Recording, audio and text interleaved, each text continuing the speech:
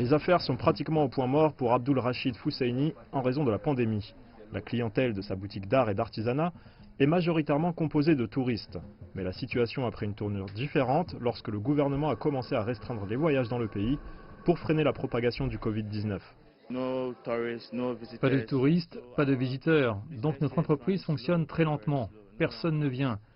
Vous pouvez être dans la boutique du lundi au vendredi, personne ne viendra.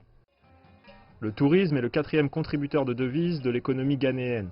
L'année dernière, le gouvernement a lancé une campagne appelée l'année du retour, qui a vu la diaspora africaine revenir au Ghana pour commémorer la 400e année de la traite transatlantique des esclaves. L'événement a généré près de 2 milliards de dollars, mais désormais, les grands hôtels et les sites touristiques ont tous mis la clé sous la porte. Lorsqu'on s'attarde sur la façon dont l'année du retour a eu lieu et les chiffres que cela a générés, nous nous attendions à dépasser l'événement précédent cette année.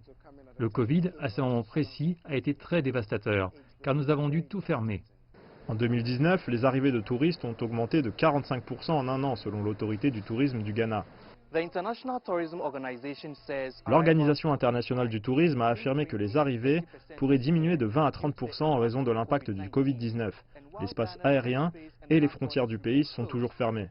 Les boutiques du Centre des Arts à Accra ne sont donc pas prêtes de voir leurs ventes s'améliorer. Le ministère ghanéen du tourisme estime les pertes à 171 millions de dollars. Le gouvernement a expliqué qu'il soutiendrait les entreprises touchées par la pandémie grâce à une subvention de 9 millions obtenue auprès du FMI.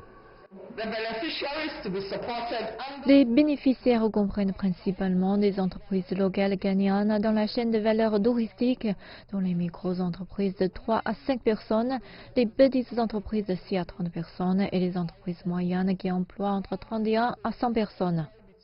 Mais Fousseini affirme que le soutien du gouvernement n'est que la moitié de la solution. Si les compagnies aériennes et les touristes sont autorisés à revenir au Ghana, alors les entreprises pourront rebondir et le secteur du tourisme sera de nouveau stimulé. À l'heure actuelle, la date de réouverture des aéroports du pays n'est toujours pas connue.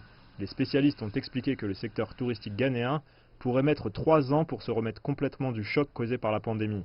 Mais d'ici là, des artisans comme Abdul Rachid Fousseini pourraient bien avoir mis la clé sous la porte.